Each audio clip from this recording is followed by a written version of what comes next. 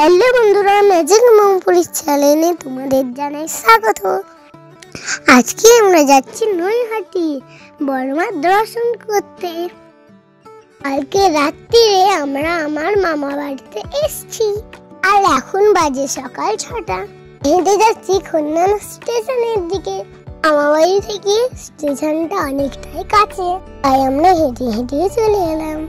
ওটা স্কিপ করে দিও না কিন্তু, না হলে তোমরাও আর বড়মার দর্শন করতে যেতে পারবে না। আমরা চলে এসেছি 2 নম্বর প্ল্যাটফর্মে। এখানে আমাদের পরিবারের সবাই ট্রেনের অপেক্ষা করছে। আমরা ট্রেন আসলে ট্রেনটাই চাপবো। তোমরা দেখতে থাকো, কিন্তু অনেক কিছু দেখানোর আছে।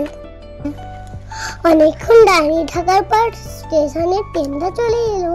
আস্তে আস্তে আমরা ট্রেনে চেপে পড়লাম। ট্রেনে কি ভিড় দেখো, এত ভিড় আমি তো বুঝতেই পারিনি। আমি তো বাপি করে চেপেছিলাম। আমরা ট্রেন থেকে অবশেষে নেমেই পড়লাম। বাবা যা ভিড়, আমার তো খুব কষ্ট হচ্ছিল।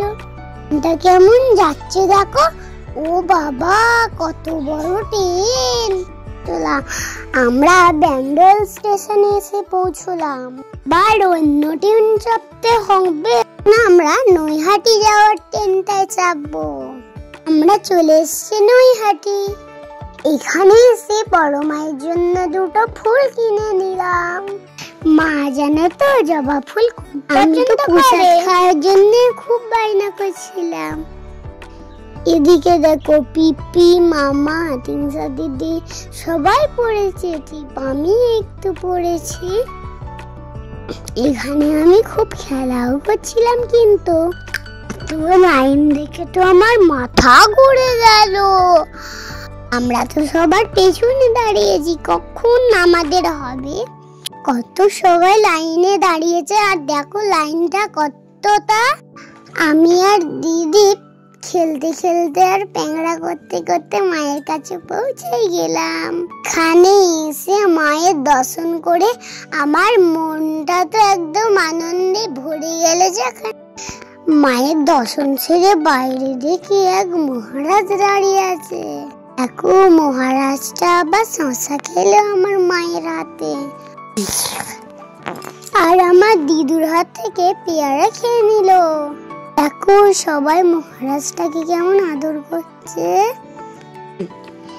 অবশেষে আমি যখন পুজো দিয়ে বাইরে বেরোলাম, এত লাইন দেখে তো আমি মরেই গেলাম।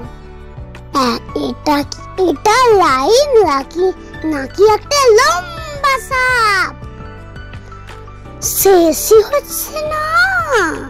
তোমরা কি এত বড় লাইন দেখেছো না?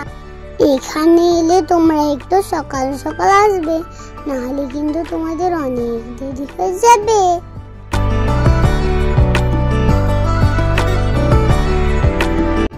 গঙ্গার পাড়ে এসে দেখে কত সবাই ছবি তুলছে, আমরাও একটু ছবি তুলে নিলাম। যদি ভিডিওটা ভালো লাগে তাহলে কমেন্টে জানিও, একটা লাইক করে দাও।